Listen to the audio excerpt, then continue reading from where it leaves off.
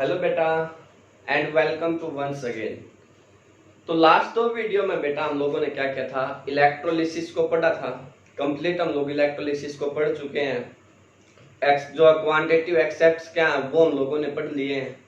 I hope कि आपने उन दोनों वीडियो को अच्छे से देखा होगा कंप्लीट, और आप लोगों को इलेक्ट्रोलिसिस का कॉन्सेप्ट है जो वो अच्छे से समझ में आ गया होगा।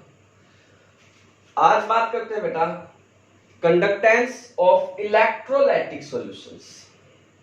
हमें पता है जिसके अंदर से इलेक्ट्रिसिटी पास हो जाती है वो कंडक्टर होते हैं, और जिसके अंदर से इलेक्ट्रिसिटी पास नहीं होती है वो क्या होते हैं बेटा, इंसुलेटर होते हैं। ये बात हमें पता है। अब जो कंडक्टर हमारे पास होते हैं जिनके अंदर से इलेक्ट्रिसिटी पास होती है वो कंडक्टर हमारे पास दो प्रकार से होते हैं भाई। ये बात भी मैंने आपको फर्स्ट यूनिट में सिखाई थी कि जो कंडक्टर होते हैं वो हमारे पास दो प्रकार से होते हैं। एक हमारे पास होते हैं मेटेलिक कंडक्टर और दूसरे होते हैं इलेक्ट्रोलाइटिक कंडक्टर। तो मेटेलिक जो कंडक्टर आपके पास होते हैं उन मेटेलिक कंडक्टर को हम लोग इलेक्ट्रॉनिक्स कंडक्टर भी बोल देते हैं। इलेक्ट्रॉनिक्स कंडक्टर या इलेक्ट्रॉनिक कंडक्टर। और दूसरे क्या है, इलेक्ट्रोलाइटिक कंडक्टर।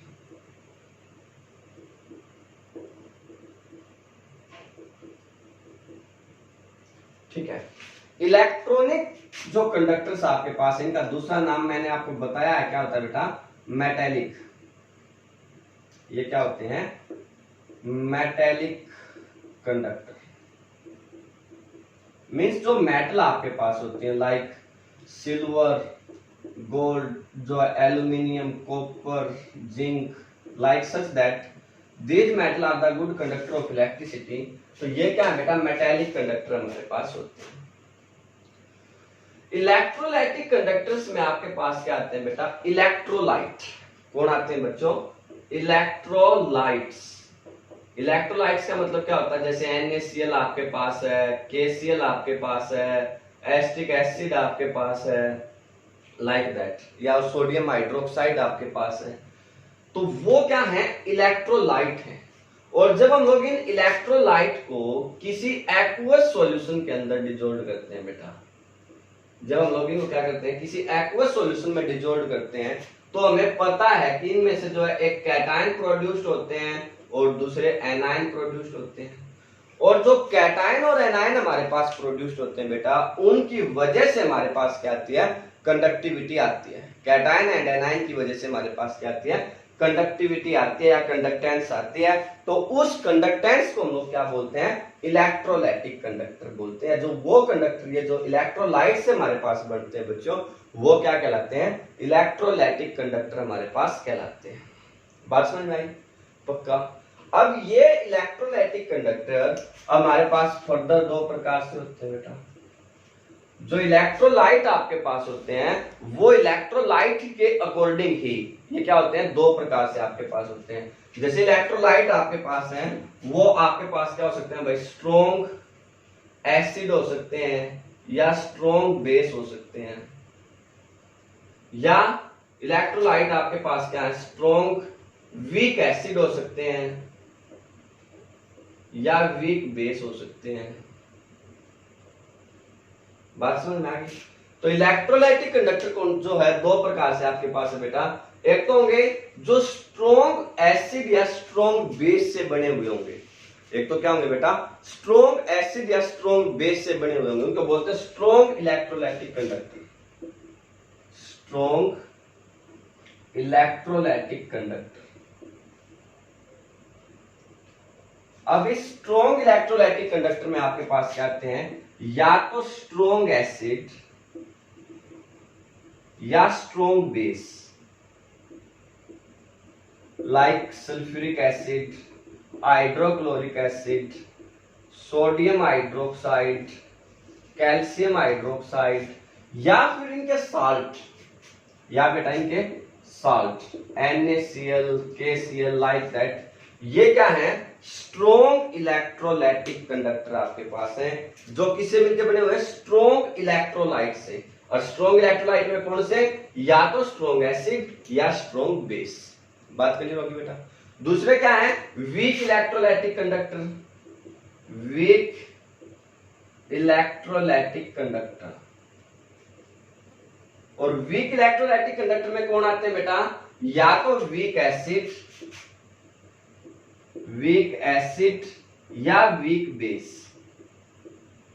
वीक एसिड में जैसे आपके पास क्या बेटा, एस्टिक एसिड है, क्या है, एस्टिक एसिड आपके पास है, HCN आपके पास होता है, लाइक दैट। वीक बेस में जैसे आपके पास अमोनियम हाइड्रोक्साइड है, लाइक दैट, ठीक है, और एल्यूमिनियम हाइड्रोक्साइड है। तो जो इस तरह के जो वीक एसिड या वीक बेस आपके पास होते हैं, उनके जो इलेक्ट्रोलाइटिक कंडक्टर्स, जो उनसे जो कंडक्टर हमारे पास बनते हैं, इलेक्ट्रोलाइटिक कंडक्टर बनते हैं, उनको हम लोग क्या बोलते हैं बच्चों, वीक इलेक्ट्रोलाइटिक कंडक्टर बोलते हैं। बात समझ में आ रही बेटा। स्ट्रॉन्ग इलेक्ट्रोलाइटिक कंडक्टर कौन से होते हैं, वीक इलेक्ट्रोलाइटिक कंडक्टर कौन से होते हैं, ये बात समझ में आ गई पक्का। अब जो कंडक्टेंस है बेटा, वो कंडक्टेंस बेटा, अगर इलेक्ट्रॉनिक्स या मेटालिक कंडक्टर है, ये तो जनरली सबको पता है, किस पे डिपेंड करते हैं बेटा, जो भी नेचर ऑफ द मेटल आपके पास है, जो नेचर ऑफ द मेटल है डायरेक्टली क्या होगी, उस पर डिपेंड करेगी। मींस उसके पास जो number of free electrons present है बच्चों, number of free electrons present हैं, उनके ऊपर क्या होते हैं, जो इलेक्ट्रॉनिक्स कंडक्टर हैं, उनकी कंडक्टेंस डिपेंड करती है। जो भी मेटल आपके पास है, वैलेंस इलेक्ट्रॉन भी बोल सकते हैं आप लोग। और दूसरा नेचर ऑफ द मेटल या उसका जो स्ट्रक्चर आपके पास है, स्ट्रक्चर के ऊपर जो है इलेक्ट्रॉनिक कंडक्टेंस डिपेंड करती है। और तीसरा ये किस पे डिपेंड करते हैं बेटा, तो टेम्परेचर का अगर आप लोग इसमें इफेक्ट देखेंगे, तो जो कंडक्टेंस होती है इलेक्ट्रॉनिक्स कंडक्टर की, वो कंडक्टेंस क्या करती है बेटा, डिक्रीज करती है with increase in the temperature. और ये जो है ओम्स लॉ की एप्लीकेशन होती है। फर्स्ट यूनिट में भी आपको जो है डिटेल से समझाया गया था कि conductance of A metallic conductor decrease with increase in the temperature. तो ये बात तो समझ में आ गई बेटा। ये तो किसकी है, इलेक्ट्रॉनिक्स कंडक्टर की। अब इलेक्ट्रोलाइटिक कंडक्टर्स की जो कंडक्टेंस है वो किस पे डिपेंड करती है, वो डिपेंड सबसे पहले तो बेटा नेचर ऑफ इलेक्ट्रोलाइट पे ही करेगी। वो किस पे डिपेंड करेगी बेटा, नेचर ऑफ इलेक्ट्रोलाइट्स। जो भी इलेक्ट्रोलाइट्स आपके पास है, वो इलेक्ट्रोलाइट स्ट्रॉन्ग इलेक्ट्रोलाइट है या वीक इलेक्ट्रोलाइट है। अब जो स्ट्रॉन्ग इलेक्ट्रोलाइट होंगे तो उनकी जो कंडक्टेंस है वो क्या आएगी बेटा, ज्यादा आएगी। क्यों, क्योंकि वो आसानी से क्या कर सकते हैं, आयन प्रोड्यूस कर सकते हैं। और अगर वो आसानी से आयन प्रोड्यूस करेंगे बेटा, तो कंडक्टेंस क्या आएगी, ज्यादा आ जाएगी। जो वीक है वो आयंस कम प्रोड्यूस करेंगे, तो इसका मतलब जो है उनकी कंडक्टेंस जो है वो क्या आएगी, कम आएगी। बात क्लियर होगी। दूसरा, ये किस पे डिपेंड करती है, जो इसकी कंडक्टेंस है वीक इलेक्ट्रोलाइट या जो भी इलेक्ट्रोलाइट कंडक्टर्स हैं, उनकी कंडक्टेंस किस पे डिपेंड करती है, नेचर ऑफ द सोलवेंट। जो सॉल्वेंट हमने लिया है, जिसके अंदर हमने इलेक्ट्रोलाइट को डिजोल्व किया ना बेटा, उसके नेचर पे। अब बहुत सारे जैसे NaCl है, KCl है, इस तरह के जो साल्ट होते हैं वो ऑर्गेनिक सॉल्वेंट के अंदर डिजोल्व ही नहीं होते हैं, या ऑर्गेनिक सॉल्वेंट के अंदर डिजोल्व होंगे ही नहीं, और डिजोल्व होंगे तो आयन प्रोड्यूस ही नहीं करेंगे। तो इसका मतलब ऑर्गेनिक सॉल्वेंट में इनकी कंडक्टेंस बहुत ही कम आएगी। जबकि जो पोलर सॉल्वेंट अगर आपके पास है, अगर हमारे पास क्या बेटा पोलर सॉल्वेंट है लाइक वाटर, HCl, ठीक है, तो इन दैट केस ये क्या होंगे, हाईली सोल्यूबल होंगे। और हाईली सोल्यूबल होंगे तो आसानी से आसानी से आयन प्रोड्यूस करेंगे, और आसानी से अगर आयन प्रोड्यूस करेंगे तो आपके पास आसानी से कंडक्टेंस आ जाएगी बेटा। बात समझ में आई पक्का। पहला किस पे डिपेंड करेगी, नेचर ऑफ द इलेक्ट्रोलाइट, कि इलेक्ट्रोलाइट स्ट्रॉन्ग इलेक्ट्रोलाइट है या वीक इलेक्ट्रोलाइट है, उस पर डिपेंड करेंगे। दूसरा, नेचर ऑफ द सॉल्वेंट के ऊपर डिपेंड करेगी। तीसरा किस पे डिपेंड करेगी बेटा, कंसंट्रेशंस के ऊपर, कंसंट्रेशन ऑफ द सॉल्यूशन। अब जो सॉल्यूशन आपके पास है उसमें इलेक्ट्रोलाइट की कंसंट्रेशंस क्या है, जितनी भी हायर कंसंट्रेशन होगी सॉल्यूशंस की, उतनी जो कंडक्टेंस आपके पास होती है बेटा, वो कंडक्टेंस क्या होती है, वीक होती है। हायर इज द कंडक्टेंस, तो हमारे पास क्या होगा, जो भी कंसंट्रेशन, सॉरी, अगर कंसंट्रेशन आई है ना बच्चों तो कंडक्टेंस आपके पास क्या आएगी, कम आएगी। ठीक है, क्या क्या पता चल गया बच्चों। अगर जो इलेक्ट्रोलाइटिक कंडक्टर हमारे पास है, क्या क्या किसको पढ़ रहे हैं बेटा अपन, इलेक्ट्रोलाइटिक कंडक्टर्स को। जो इलेक्ट्रोलाइटिक कंडक्टर हमारे पास है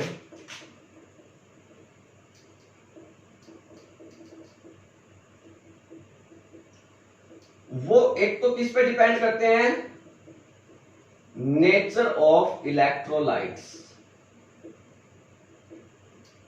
दूसरा किस पे डिपेंड करते हैं बच्चों, नेचर ऑफ सॉल्वेंट। तीसरा किस पे डिपेंड करते हैं बेटा, जो भी कंसंट्रेशन ऑफ सॉल्यूशन। इसका कॉन्सेप्ट क्लियर होगा। ये क्या, अगर हायर कंसंट्रेशन आपके पास है, higher is the concentration of solution, higher is the concentration of solution, then less is the जो है कंडक्टेंस। बात क्लियर बेटा। फोर्थ जो ये आप पे डिपेंड करती है वो डिपेंड करती है size of the ion, size of the ions. अब हमें ये बात पता चल गई बेटा, कोई भी इलेक्ट्रोलाइटिक कंडक्टर हमारे पास है, जैसे NaCl अगर आपने एज ए साल्ट लिया है तो ये क्या करेगा, सोडियम आयन प्रोड्यूस करेगा एंड क्लोराइड आयन प्रोड्यूस करेगा। तो इन आयंस का साइज कितना है उसके ऊपर क्या होगा, इलेक्ट्रोलाइटिक कंडक्टेंस डिपेंड करेगी। अगर ग्रेटर साइज के, जितना बड़ा साइज इनका होगा बेटा, जितना क्या होगा ग्रेटर साइज होगा, तो उतना इनका मोशन करना डिफिकल्ट होगा, क्योंकि इनमें जो फिर रेजिस्टेंस ऑफर्ड होने की संभावना ज्यादा हो जाएगी। तो इन दैट केस जो कंडक्टेंस है वो क्या हो जाएगी, कम हो जाएगी। तो आप लोग याद रखेंगे, अगर the greater is the size, greater is the size तो स्मॉलर इज द कंडक्टेंस। ये वाली तो बात क्लियर होगी ना बेटा। स्ट्रॉन्ग इलेक्ट्रोलाइट है तो कंडक्टेंस ग्रेटर आएगी, वीक इलेक्ट्रोलाइट है तो कंडक्टेंस कम आएगी।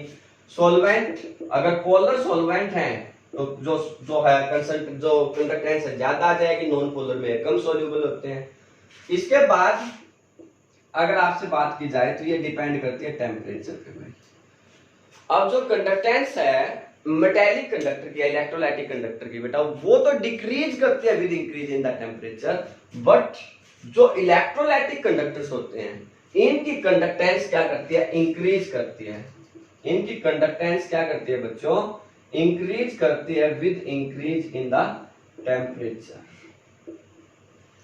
क्यों इंक्रीज करती है, क्योंकि अगर आप लोग टेम्परेचर इंक्रीज करेंगे तो more and more ions produce होंगे, और अगर ज्यादा आयन प्रोड्यूस होंगे बेटा तो आपको पता है कंडक्टेंस ज्यादा आएगी। कंडक्टेंस ज्यादा आएगी तो कंडक्टिविटी आपके पास, या जो कंडक्टेंस है बच्चों वो क्या करेगी, इंक्रीज कर जाएगी। बात समझ रहे हैं पक्का। तो ये क्या है, वो फैक्टर्स हैं जिनके ऊपर जो कंडक्टेंस है किसी भी इलेक्ट्रोलाइटिक कंडक्टर्स की, वो किसी इलेक्ट्रोलाइटिक कंडक्टर की जो कंडक्टेंस है बच्चों, वो कंडक्टेंस डिपेंड करती है। बात समझ में आई बेटा। जो कंडक्टर्स हैं वो क्या होते हैं, विच कंडक्ट द इलेक्ट्रिसिटी, कितने प्रकार के होते हैं, दो, मेटेलिक एंड इलेक्ट्रोलाइटिक। इलेक्ट्रोलाइटिक कौन से होते हैं, दो, फिर तो दो प्रकार से होते हैं, strong electrolytic solution and weak electrolytic solution. Strong में कौन आएंगे, स्ट्रॉन्ग एसिड बेस या उनके साल्ट, और वीक में वीक एसिड या वीक बेस और फ्यूज्ड साल्ट उन्हीं के, तो वो आपके पास वीक में आएंगे। बात क्लियर होगी। अब इनकी जो कंडक्टेंस है बेटा वो किन फैक्टर्स पे डिपेंड करती है, ये बात क्लियर होगी। अगर एग्जाम में क्वेश्चन आए कि right the difference between metallic and electrolytic conductors, तो लिख देंगे मेटेलिक कंडक्टर्स जो है मेटल की वैलेंसी पे डिपेंड करते हैं, उसके स्ट्रक्चर पे डिपेंड करते हैं, टेम्परेचर के साथ उनकी conduct increase with increase in the temperature conductance decrease करती है। जबकि इलेक्ट्रोलाइटिक कंडक्टर्स जो है उनकी कंडक्टेंस टेम्परेचर के साथ इंक्रीज करती है, आयन के साइज पे डिपेंड करते हैं, कंसंट्रेशंस पे डिपेंड करते हैं। तो सारी बातें आपको समझ में आ गई, अच्छे से समझ में आ गई बेटा पक्का। तो कंडक्टेंस का कॉन्सेप्ट क्लियर होगा। अब इस कंडक्टेंस को एक्सप्लेन करने के लिए एक लॉ दिया जाता है, उस लॉ को हम लोग बोलते हैं ओम्स लॉ। और ये ओम्स लॉ हम लोग आपको फिजिक्स में भी पढ़ा चुके हैं अच्छे से, और दोबारा से फिर पढ़ा रहे हैं। जिन बच्चों ने फिजिक्स वाली वीडियो अच्छे से नहीं देखी हो तो वो अच्छे से देखें, ये जो है दोनों में अच्छे से और बराबर काम आएंगे बेटा। तो आपने क्या करना है, इलेक्ट्रिकल रेजिस्टेंस एंड कंडक्टेंस को डिफाइन करना है बेटा। Electrical resistance and conductance.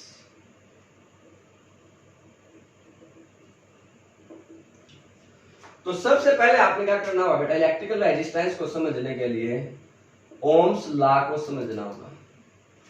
अब ओम्स लॉ क्या कहता है कि वह कोई भी कंडक्टर अगर आपके पास है, उस कंडक्टर की अगर फिजिकल कंडीशन सेम होती है बेटा, फिजिकल कंडीशन का मतलब क्या है, उसका टेम्परेचर सेम रहे और उसकी कंसंट्रेशन सेम रहे, प्रेशर सेम अप्लाइड हो, तो उस केस में जो पोटेंशियल होता है वो पोटेंशियल डायरेक्टली प्रोपोर्शनल होता है करंट के। क्या बेटा, या current flowing through a conductor is directly proportional to potential. कब बेटा, when physical conditions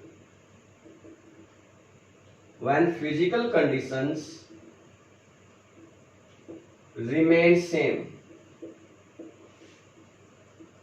physical condition remain same का मतलब क्या है, when temperature, concentration and pressures या वॉल्यूम लिख दीजिए आप लोग, वो आपके पास क्या है, सेम है। When the physical conditions remain same, बात क्लियर होगी बेटा, इसका मतलब क्लियर होगा। Then current flowing through a conductor वो क्या है, इज डायरेक्टली प्रोपोर्शनल है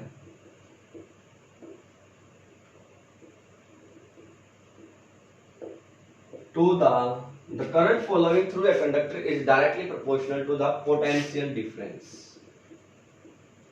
जो भी पोटेंशियल डिफरेंस अप्लाइड है उस पोटेंशियल डिफरेंस के क्या होता है बेटा, डायरेक्टली प्रोपोर्शनल होता है। Means we can say that I is directly proportional to V। I अगर करंट है, V पोटेंशियल है, तो I is directly proportional to V, या V is directly proportional to I।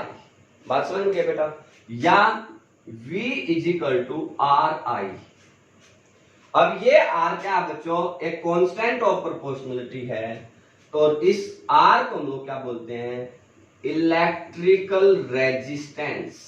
क्या बोलते हैं बच्चों इसको, इलेक्ट्रिकल रेजिस्टेंस। बात समझ में आ गई। और ये इलेक्ट्रिकल रेजिस्टेंस किसके बराबर है, R is equal to V by I। R is equal to क्या बेटा, V by I। Means the ratio of the potential to the current is known as resistance. Potential by current, उसको हम लोग क्या बोलते हैं बच्चों, रेजिस्टेंस बोलते हैं। क्या बोलते हैं बच्चों, उसको रेजिस्टेंस बोलते हैं। क्लियर। अब वो आपसे पूछेगा क्या, what is the SI unit of R या रेजिस्टेंस। तो रेजिस्टेंस की एसआई यूनिट होती है बेटा ओम। क्या होती है, ओम। और ओम को बनाते कैसे हैं, इस तरह की साइन से। ये क्या है, ओम को रिप्रेजेंट करने का तरीका। और उसने पूछा व्हाट इज 1 ओम। 1 ओम बताइए किसके बराबर है, तो आप लोग क्या कहेंगे, 1 वोल्ट बाय 1 एम्पियर, या 1 वोल्ट पर एम्पियर। क्या कहेंगे बेटा, 1 ओम इज इक्वल टू किसके बराबर है, 1 वोल्ट पर एम्पियर। बात समझ में आ गई बेटा, पक्का। रेजिस्टेंस क्या है, ये बात समझ में आई अच्छे से। रेजिस्टेंस की स्टोरी समझ में आ गई। ये तो पता ही आपको, इसको अगर और सोल्व करना चाहे कोई बच्चा, तो आपको पता है जो पोटेंशियल हमारे पास होता है वो क्या होता है, वर्क बाय चार्ज। पोटेंशियल क्या होता है बेटा, वर्क बाय चार्ज। तो we can also write work by charge into current. मैं इसको फिजिक्स के वे से भी समझा रहा हूं, अगर वो आपसे कहते कि what is the dimensional formula of जो है आर, तो ये तो पोटेंशियल था बेटा, ये आर है। ठीक है। तो अब वर्क जो होता है आर, उस वर्क का जो डायमेंशन है वो है m1 L2 T-2, और चार्ज का क्या बेटा AT, और करंट का क्या होता है A। तो इट मींस ये क्या आ गया m1 L2 T-3 A-2। समझ में आ गई बात। और अगर यूनिट को ओम्स को जो है इस जो वर्क की टर्म में लिख के आना है, तो वर्क को हम लोग क्या लिख सकते हैं बेटा, फोर्स इनटू डिस्टेंस। और फोर्स क्या होता है, वर्क को हम लोग क्या लिख सकते हैं बेटा, फोर्स इनटू डिस्टेंस, और फोर्स होता है मास इनटू एक्सेलरेशन इनटू क्या होगा बेटा ये डिस्टेंस। अब मास को हम लोग मापते हैं किलोग्राम में, एक्सेलरेशन को मीटर पर सेकंड स्क्वायर, डिस्टेंस मीटर, तो ये क्या आएगा kilogram metre square per second square. ये बात समझ में आ गई बेटा।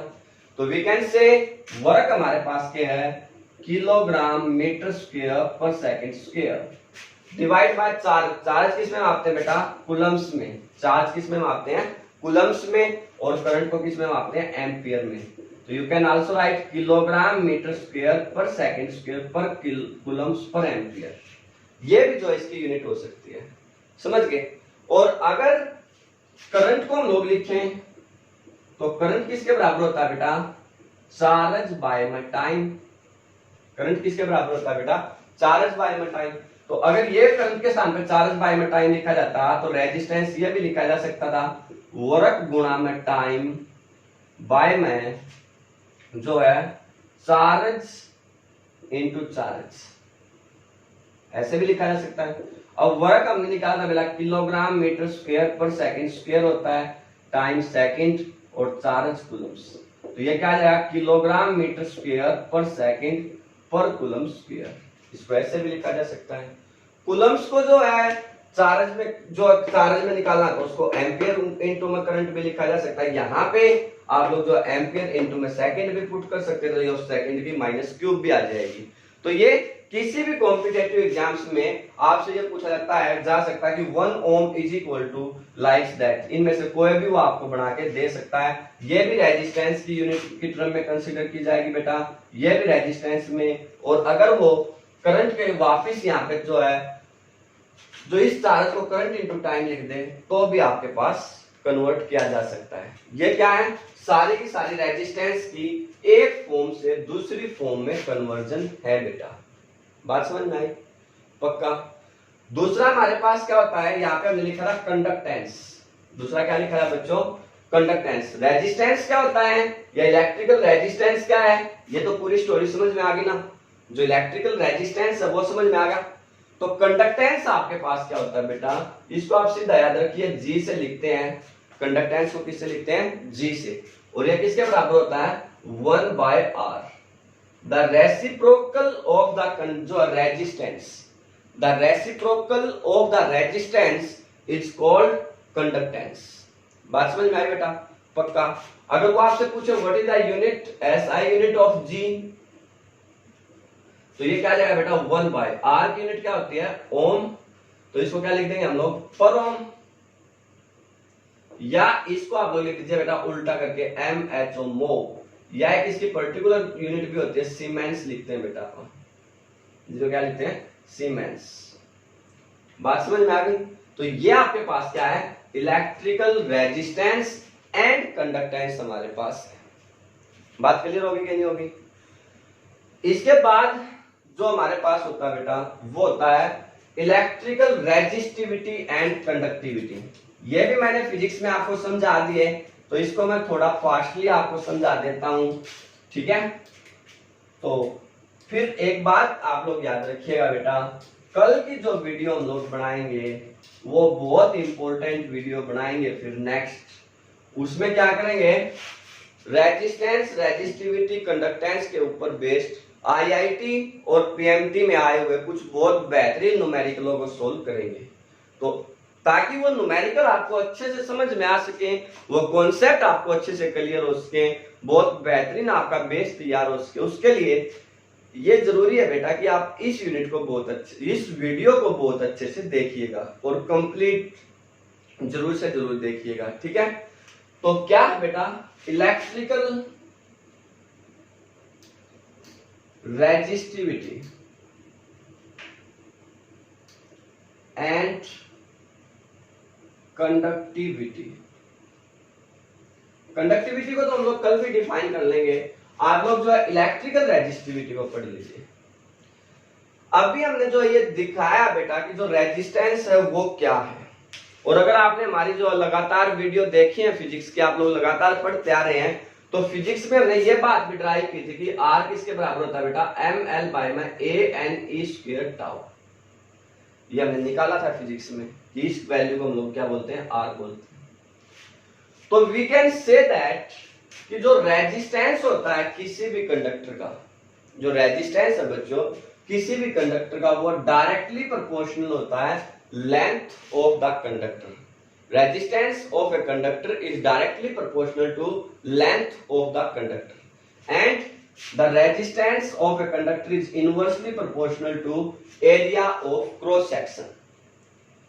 रेजिस्टेंस क्या होता है बच्चों, आपने याद रखना है, रेजिस्टेंस जो है दो फैक्टर के ऊपर डिपेंड करता है, और वो दो फैक्टर हैं। फर्स्ट फैक्टर बेटा resistance is directly proportional to length of the conductor, and दूसरा resistance is inversely proportional to area of cross section. बात समझ में आ गई?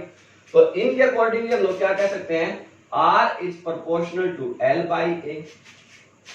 फिर प्रोपोर्शनल आ गया तो बेटा R is equal to constant, और उस कांस्टेंट का नाम रख दिया बेटा अपन ने रो, रो L बाई ए। रो क्या बेटा, एक कांस्टेंट ऑफ प्रोपोर्शनलिटी है जिसको हम लोग क्या बोलते हैं, इलेक्ट्रिकल रेजिस्टिविटी। इसको क्या बोलते हैं बच्चों, इलेक्ट्रिकल रेजिस्टिविटी। इलेक्ट्रिकल रेजिस्टिविटी का मतलब क्या है, ये जो कांस्टेंट ऑफ प्रोपोर्शनलिटी हमारे पास आया है। बात समझ गए पक्का? अगर आपने इसको डिफाइन करना है, मान लीजिए L आपके पास 1 है, एरिया ऑफ क्रॉस सेक्शन 1 है, यूनिट है, तो we can say R is equal to rho. मान लीजिए समझे कि यूनिट लिखना चाहे तो सेंटीमीटर लिख सकते हैं, मीटर लिख सकते हैं, वो कोई प्रॉब्लम नहीं है। R इज इक्वल टू क्या है बेटा, rho. Means resistivity of a conductor is equal to resistance offered by the conductor. Resistivity या electrical resistivity of a conductor is equal to resistance offered by the conductor when length and area of cross sections of the conductor is taken to be unity. When length and area of cross sections of the conductor is taken to be unity, then the resistance offered of a conductor is equal to electrical resistivity. बात समझ में आई बेटा पक्का? अगर वो आपसे पूछे what is the SI unit of rho या रेजिस्टिविटी की यूनिट क्या है, तो यहां से बेटा रेजिस्टिविटी रो किसके बराबर आएगा, RA बाई में L। रेजिस्टेंस की यूनिट क्या होती है बच्चों, ओम। एरिया की यूनिट क्या होती है बच्चों, मीटर स्क्वायर, और लेंथ की क्या होती है बेटा, मीटर। तो एक से तो मीटर कैंसिल होगा, क्या बचा ये, ओम मीटर। इसकी यूनिट क्या जाएगी बेटा, ओम मीटर। क्लियर? तो रेजिस्टिविटी को लिखा कैसे जाएगा, rho is equal to, ohm को मैंने अभी बताया ऐसे लिखेंगे, ohm metre is the unit of electrical resistivity. अगर आप लोग लेंथ को 1 सेंटीमीटर, एरिया को 1 सेंटीमीटर स्क्वायर ले लेते हैं बेटा, तो ये क्या है, 1 centimetre into 1 centimetre square is equal to 1 centimetre cube. तो आप लोग ये भी बोल सकते हैं 1 सेंटीमीटर क्यूब जो आपके पास वॉल्यूम होगी, तो 1 सेंटीमीटर क्यूब जो कंडक्टर था उसने जो भी रेजिस्टेंस ऑफर्ड किया है, जो भी उसने क्या किया बेटा, रेजिस्टेंस ऑफर्ड किया है, वो रेजिस्टेंस ऑफर्ड आपके पास क्या होता है, इलेक्ट्रिकल रेजिस्टिविटी। वो रेजिस्टेंस ऑफर्ड किसके बराबर होता है बच्चों, इलेक्ट्रिकल रेजिस्टिविटी। क्लियर बेटा? बात समझ में आ गई? रेजिस्टेंस क्या है, कंडक्टेंस क्या है, रेजिस्टिविटी क्या है, बात क्लियर होगी अच्छे से सभी को बेटा। तो इस वीडियो को आप सभी ने क्या करना, बहुत अच्छे से देखना है बेटा, हर कॉन्सेप्ट को समझ के चलना है, कॉपी में अच्छे से लिखना है, ठीक है? फिर कल बात करेंगे हम लोग कंडक्टिविटी की, और उस पे बेस्ड रेजिस्टिविटी और रेजिस्टेंस या कंडक्टिविटी पे बेस्ड कुछ बहुत बेहतरीन न्यूमेरिकल्स की, ठीक है? तो वो तब समझ में आएंगे जब आप लोग इनको अच्छे से करेंगे। तो इनको अच्छे से करना है बेटा सभी ने। Best of luck.